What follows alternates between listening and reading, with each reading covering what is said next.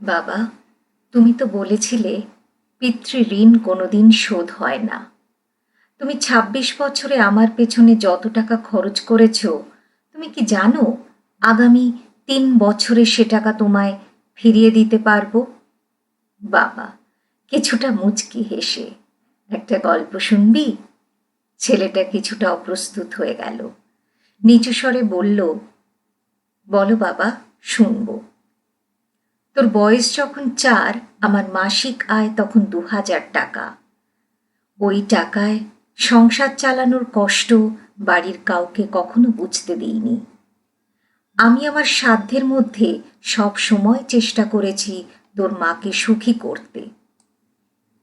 তোকে যেবার স্কুলে ভর্তি করলাম, সেবারই প্রথম আমরা দুজন, আমি আর তোর মা পরিকল্পনা করেছি আমরা তোর পড়ার খরচের বিনিময়ে কি কি ত্যাগ করব। সে বছর তোর মাকে কিছুই দিতে পারিনি আমি। তুই যখন কলেজে উঠলি, আমাদের অবস্থা তখন মোটামুটি ভালো, কিন্তু খুব কষ্ট হয়ে গেছিল যখন তোর মা খুব অসুস্থ হয়ে পড়েছিল। ওষুধ কেনার জন্য রোজ রোজ ওভারটাইম করে, বাসে করে, পায়ে হেঁটে, ঘামে ভিজে বাড়ি ফিরতে খুব দুর্বিষহ লাগত। কিন্তু কখনো কাউকে বুঝতে দিইনি, এমনকি তোর মাকেও না। একদিন শোরুম থেকে একটা বাইক দেখে আসলাম। সে রাতে আমি স্বপ্নেও দেখেছিলাম আমি বাইকে চড়ে কাজে যাচ্ছি। কিন্তু পরের দিন তুই বায়না ধরলি ল্যাপটপের জন্য।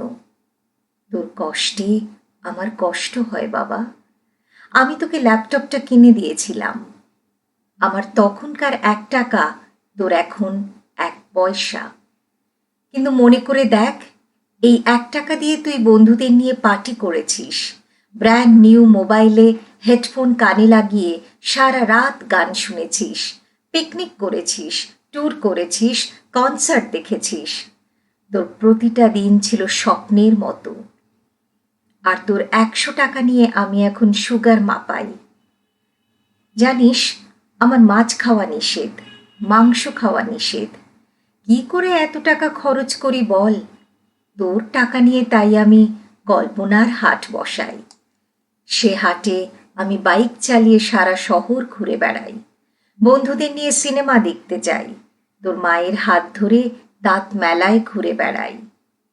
বাবারা নাকি খড়ুস টাইপের হয়, আমিও আমার বাবাকে তাই ভাবতাম। পুরুষ থেকে পিতা হতে আমার কোনো কষ্ট হয়নি, সব কষ্ট তোর মা সহ্য করেছে। কিন্তু বিশ্বাস কর, পিতা থেকে দায়িত্বশীল পিতা হবার কষ্ট একজন পিতাই বোঝে। যুগে যুগে সর্বস্থানে মাতৃবন্দনা হলেও পিতৃবন্দনা কোথাও দেখেছিস? পিতৃবন্দনা আমি আশাও করি না। সন্তানের প্রতি ভালোবাসা কোনো পিতা হয়তো প্রকাশ করতে পারে না, তবে কোনো পিতা কখনোই সন্তানের প্রতি দায়িত্ব পালনে বিচ্যুত হয় না। আমি তোর পেছনে আমার যে কষ্টার্জিত অর্থ ব্যয় করেছি, তা হয়তো তুই ৩ বছরে শোধ দিতে পারবি। কিন্তু যৌবনে দেখা আমার স্বপ্নগুলো, যে স্বপ্নের কাঠামোতে দাঁড়িয়ে তুই আজ তোর ঋণ শোধের কথা বলছিস, সেই স্বপ্নগুলো কি আর কোনো দিন বাস্তব রূপ পাবে? আর যদি বলিস, বাবা আমি তোমার টাকা না তোমার ভালোবাসা ফিরিয়ে দেব, তাহলে বলবো, বাবাদের ভালোবাসা কখনো ফিরিয়ে দেয়া যায় না। তোকে একটা প্রশ্ন করি, ধর তুই, আমি আর তোর খোকা ৩ জন এক নৌকায় বসে আছি। হঠাৎ নৌকাটা ডুবতে শুরু করলো।